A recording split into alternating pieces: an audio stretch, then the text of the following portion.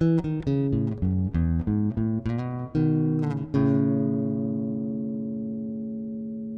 am Reginaldo Haslett-Marroquin. I worked out of Minnesota with the Regenerative Agriculture Alliance.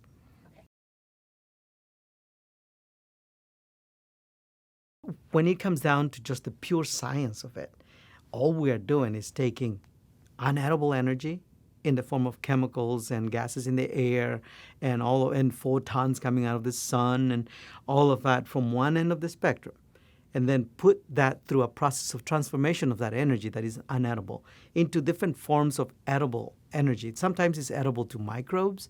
Sometimes it's edible to wild animals.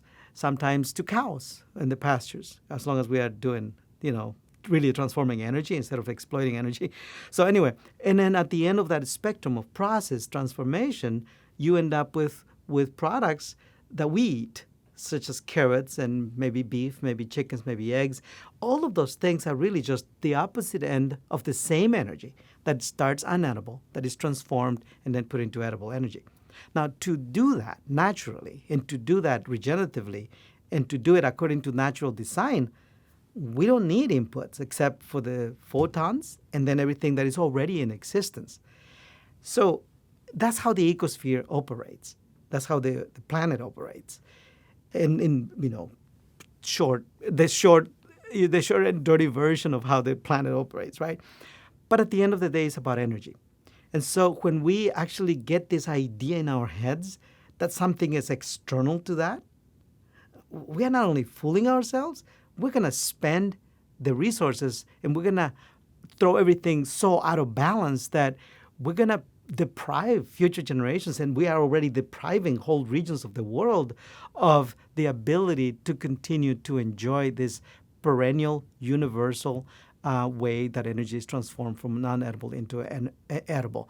And so for a corporate sector or for a company to say that they have externalities to their production system, if they are in agriculture, there is no such thing.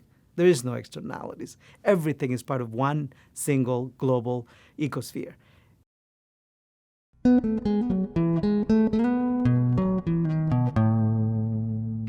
Well, what I call it really is exploitation.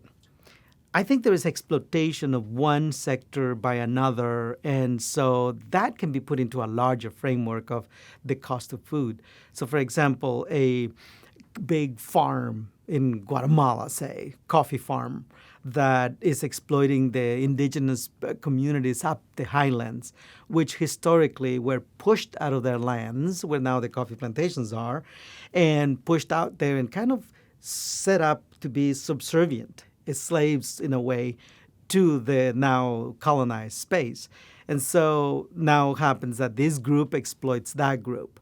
Well, we also exploit, say, the soil, in the benefit of corporate profits. We also exploit consumers in the form of the farm bill taxing them to bring that money to corporate coffers. We also exploit, right here in the United States, we're exploiting, millions, in excess of 30 million, according to the food supply, the food chain workers alliance. Up to 30 million, poor families mostly that labor for the conventional, production of foods and all the way through restaurants and go home poor and hungry after doing that. So we also take fossil fuels out of the ground, extract them, and then put them through a very unsustainable energy, very inefficient process with toxic-based agriculture, and we exploit all of that space and all of that energy. The only reason we do that is because we can, and because there is money to be made if you take it out of one place, shuffle it to another space that you actually own and control.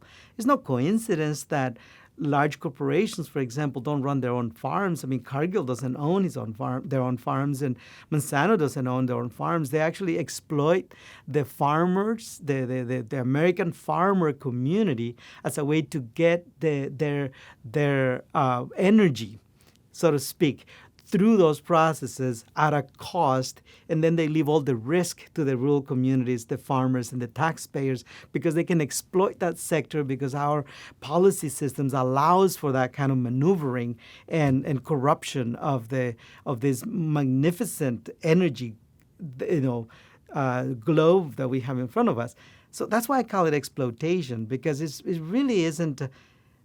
Really, there isn't. I don't find any other proper word for that.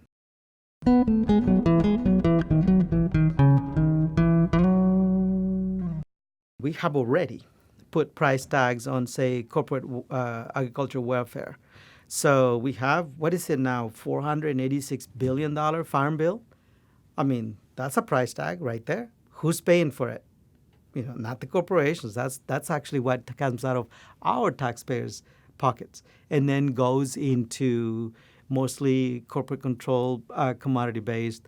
Well, I don't call it food necessarily, because a lot of it is not food. A lot of it is corn and soybeans and CAFO, animal production of animals, which isn't actually, shouldn't qualify as food, and so on. So that's one price tag. But last time I checked, I think we had surpassed the $600 billion food-related or diet-related health bill in this country. Now, that's just this country, and that's grossly underreported and grossly underestimated. But that's already a price tag. We are paying for it, and who's paying for it? The same people who think somewhere in the back of their heads they believe that they are getting cheap food at the counter at the grocery store. But that's an illusion, because we are paying way more than what we are paying at the store for that same food. Those are real price tags. Then there's Des Moines cleaning up the nitrates out of the water coming down the Des Moines River, for example. Toledo. I mean, we could go on on all of these places. Northfield, Minnesota, where I live, very tiny town. Now we're reckoning with the fact that very soon, in a few years, the agrochemical pollution from the surrounding farmland is going to reach our water table, where the water comes, the drinkable water. Right now, we just pump it. That's all the cost we have. Very soon, we'll have to be removing all of the nitrates and then all of the metabolites from all of that toxic pollution that is going into the ground. Well, that's a real price tag that comes directly back to the food system. I mean, the food system should be paying for that, not taxpayers, not the city residents in Northfield and Des Moines and all of that. That is a real bill. And if we start adding that up, if we just took care of the stuff that we already know, we wouldn't have to be trying to come up with accounting, complicated models to figure out, what's the price tag of ecological deterioration. I mean, we could do some of it, but we could start with what we already have right there that people are already paying for, that the bill is already in the mail, I say.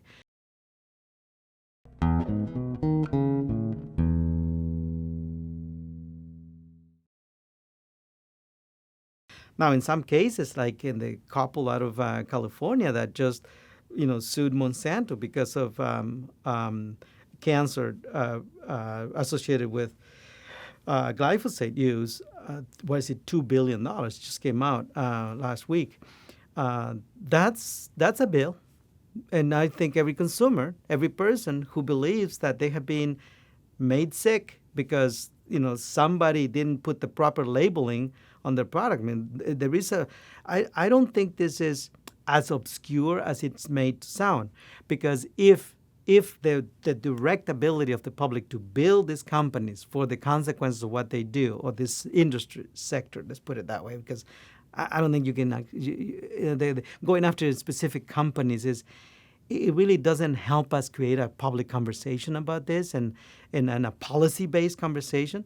But I think that in all of those cases, there is a very direct, not too far uphill or upriver or downriver relationship between the cost of what happened and the ability to bill back into the source of the cost. Of course, the farmer is an easy target. And so we tend to go for the scapegoats. The farmer, for the most part, farmers are just trying to survive, especially with the current policies that have devastated the countryside and the corn and soybean farmers, primarily. And so those foreign policies actually have a cost as well, because if you are in those conditions, you're going to try to also find shortcuts. The stuff that you would have done if you were better off as a farmer, you're not going to do that anymore. And what is given up first? Well, the environment is the one that first gets put aside. That's what we like to call them externalities, because it creates for a really easy excuse for us to say, well, we can't cover that because that's a public cost. Well, no, it is part of our operations. Yeah.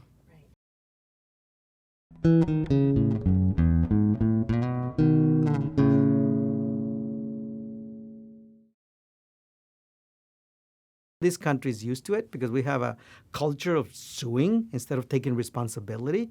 Well, I come from a background where we take responsibility for everything we do. And I think that is the future. And what it means, well, taking responsibility for engineering new agriculture systems. So at the Regenerative Agriculture Alliance, we are building together a national and international consortium and alliances, of models that are actually not dependent on this destructive and extractive and exploitative approach. I call it colonized mind approach of how we bring non-edible energy into edible energy and then put it into the plates of people. So that process, redesigning the process, is fundamental for the future. Suing companies is something that people should do if they feel like they have the right. Like if they have the case, because they do have the right. It's their health, it's their lives, it's their kids, it's their homes. So they have the right. Now, if they feel like they have the case, they should absolutely go and do that, because there is something irresponsible from a business perspective not to take that into consideration before you design your operations. That's irresponsibility, and that should be held accountable. And that's one way. But the real way to hold ourselves accountable is to evolve and to launch a new generation of farmers and businesses that operate from a different departing point. And by that I mean from this fundamental departing point where we can transform energy at a mass scale, and we're already doing some of it. I'm an agriculture engineering, and I am in agriculture engineering myself, and I have authored and engineer a whole new way to build deploy poultry under its natural environment and do it at scale. We are now in the reason I created the Regenerative Agriculture Alliance is to take those separated and those scattered prototypes and regional efforts and build them into a national and international alliance from where we can actually deploy this at larger scale. Doing it by design so that it doesn't generate all of these other imbalances in nature is central. And to do that, we need principles, we need criteria, we need indicators, and we need verifiers that, similar to the conventional system today, where they get the same things except they pursue one kind of mission, we have to do the same thing under a separate framework that pursues this other mission that actually cleans up the environment, fixes the 40 plus or 30 plus % of the green gas contributions that agriculture contributes to the climate change right now, that generates clean water as a result of producing more food, and all of those things. It's not rocket science. It's actually very easy to engineer systems like that. We actually know more about how those things work than how the conventional system will destroy everything. We know so little about the consequences of doing what we're doing, but we know way more about how this other system doesn't cause any of those problems.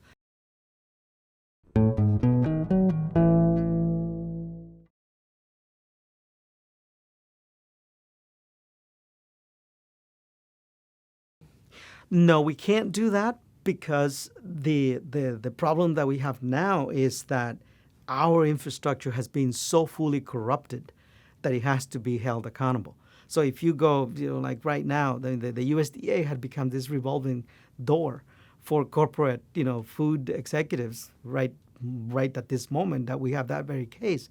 And so you can't have the fox guarding the hen house, because again, we have such level of corruption at this point that we really created, in my mind, because I'm not native to the United States, although I'm a citizen and I love this country, and I'm doing my best to make this country great again.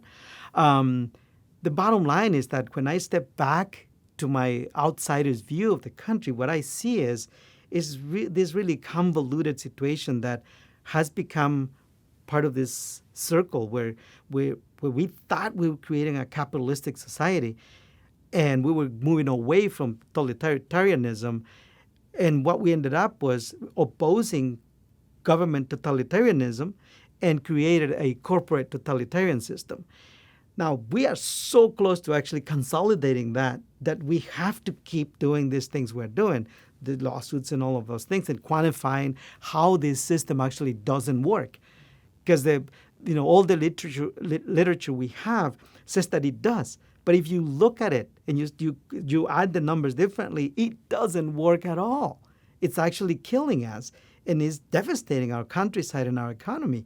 On the other hand, we have to also do the same over here. We got to quantify how this works. So, for example, the price of a dozen eggs under our system shows the real cost. Now, it's not more expensive to produce this than to produce this other one. The challenge is with the 90 cents a dozen egg showing up at Pine Ridge as a commodity product, part of the food system, food supply for Pine Ridge, 99% of their food comes from outside, right? Mostly commodities, mostly subsidized. Now, that 90-cent dozen eggs has nothing to do with the cost.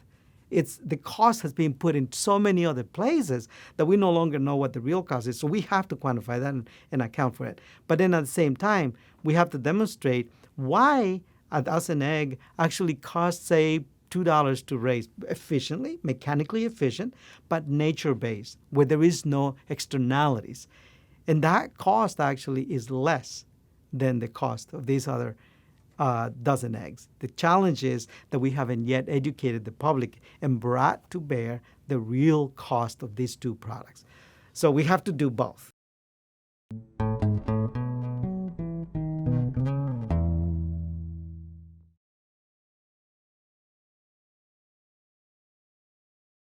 At Main Street, what we did was we engineered a different way of raising poultry and built a production unit that incorporates all of the natural attributes that are part of the genetic makeup, not only of the poultry, but also the plants and the space where the poultry does well in its natural environment. So what we came up with is a methodology by which we can measure the reincorporation of these factors that allows us to create a balanced process of energy. Meaning, if you put feed into the chicken, they are going to eat some of it, grow feathers and grow giblets and tripes and meat and eggs too. And we're going to harvest some of that energy we put in the form of feed in the form of edible foods like the meat and the eggs. But a lot of that energy isn't going to be edible right away. Doesn't make it less important. But this is where the externalities start time, because then we take that and think of it as waste and then dump it. And this is not new thinking. I mean, honestly, there is a lot of organizations that have that this way. What we did was we figured, well, if we're going to enter this large-scale, massive, monstrous system and try to make changes on it, we're going to have to start with one thing that we then design to deploy at scale. But the most important thing was to engage people, because animals and plants are not the ones that are destroying the planet. They're doing it because of the way we are managing that process and exploiting them. So it's people the beginning. So we figured, I think it was Secretary Vilsack who said a while ago that he just didn't know where the new farmers were going to come from to repopulate the landscape, because we're losing farmers and they were getting so old and they were retiring and on and on. Well, I was sitting in that room. It was in Marshall, Minnesota. It was one of those homegrown economy conferences that our current governor, Tim Walz, put together. And I was back there, just raising my hand. Listen, there is, we need, what did he say, 100,000 new farmers. And I said, there is 20 million of us who are already experienced farmers. We just don't fit your way of thinking about farming, right? That's what we were trying to do there. So what we did was really brought the benefits, so to speak, back of the lost energy in conventional systems. So in conventional systems, you take nitrogen, phosphorus, potash, you get ammonia, you get all of those other inputs into the farm, and you lose most of that investment because it goes up in the air.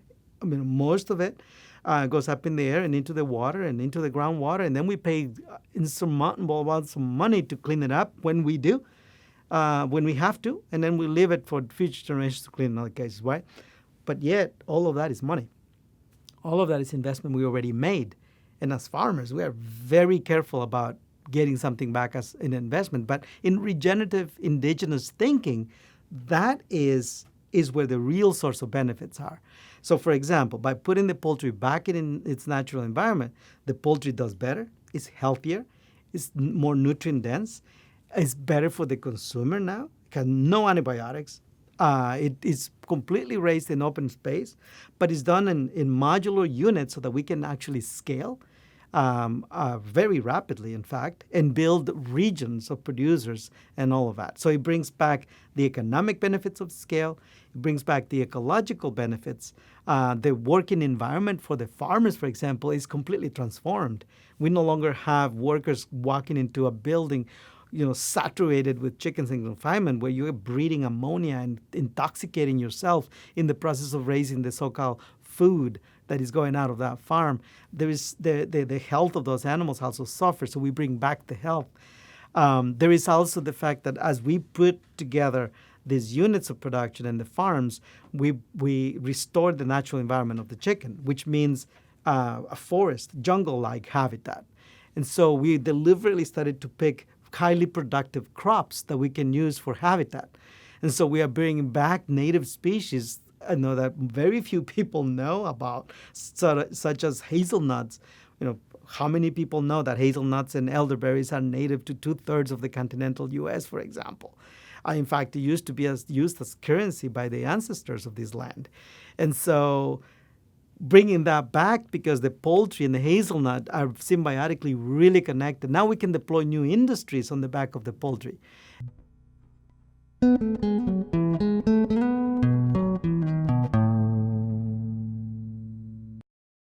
I believe now we have literally obliterated 60% of all these species now. And that's the ones that we actually track, that we know. Now, all of the ones that we never discovered, that never knew were there, that actually are in demise because of this, we don't know that yet.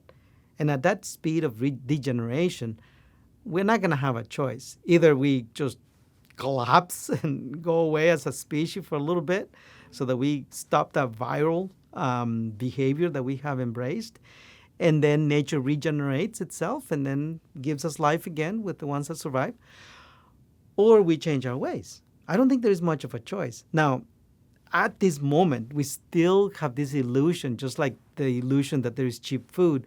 We still believe that there is the illusion that there is a cheap planet. If we can start changing that, and I believe that the health consequences of the way we grow food are probably that kind of hammer that is starting to hit people in their heads heavier. And as long as it's a societal issue, as long as it's part of the commons, we will wreck it. We won't respond because we always assume somebody else got to do it. But once it starts hitting you, then people start to respond. And I believe that it's now hitting the individual so closely that we're going to start responding. And so part of the reason the regenerative movement is growing really fast is because of that is going on. And so I'm hopeful now that we will make regenerative agriculture, and then, regenerative agriculture, the way we start growing food, more and more going forward. But what happens too is that for every dollar that we actually transfer into a regenerative landscape, it actually has this massive ripple effect that it takes millions of dollars to counteract that from the conventional argument. And so it really doesn't take that much to tip over. If you set up a conventional idea, you really have to capture a large-scale market share in order to tip the minds over. Well, this doesn't require as much because it's so prolific. For example, we know that for every dollar that we put into our poultry system, we can turn it around and generate about $12. Now, whether Cargill or other companies will get engaged with this and why they don't do that, well, maybe I just haven't had time to talk to them, or they haven't had the interest in come and ask and actually get involved, Or maybe my theory is correct in the fact that the DNA of the corporate corruptive system and the extractive colonized mindset is so strong that they're going to keep believing that climate change is not real, that that exploiting people actually is the way to make money, that wrecking the ecology is the way to survive as businesses. I mean, maybe they will keep denying all of that, and eventually we'll build a new generation of companies. Or maybe we come to a space where they realize that the world isn't going to just keep putting up with this because we can't anyway.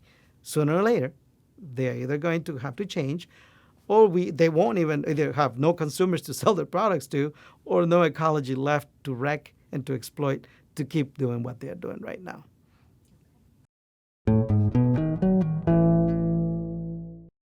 The key is that indigenous peoples across the world, I believe it's over 370 million and still cover 20% of the total Earth surface. Those folks, those communities, did keep those ancestral ways of actually working with nature in a way that is efficient. It's not mechanically efficient, and it's not owned and controlled for the sole purpose of profits, but it's more efficient nonetheless. And so we have to, somewhere here, reconcile ourselves with the fact that the mistake we made was to allow ourselves to be colonized to such extent that we don't see the damage we're doing to ourselves. I believe if we start doing that more and more in these conversations, in the universities, at the elementary schools and all of that, and we start to decolonize more of our core infrastructure, education, agriculture, and all of that, I believe that's where the solution is going to be, is going to come from, because new entrepreneurs will come up that actually will understand that. And, everybody dies eventually. So, hopefully new blood comes into Cargill, Monsanto, Bayer, and eventually they become champions of what actually works instead of this kind of thing we have. I am really hopeful that we can do that. The only challenge of it, and I want to add, is that it seems to me that this way we have allowed ourselves to be colonized requires catastrophic situations for us to wake up and to realize that we are on the wrong path. Maybe it's when it takes something like that. I don't know. I just hope we're smarter than that.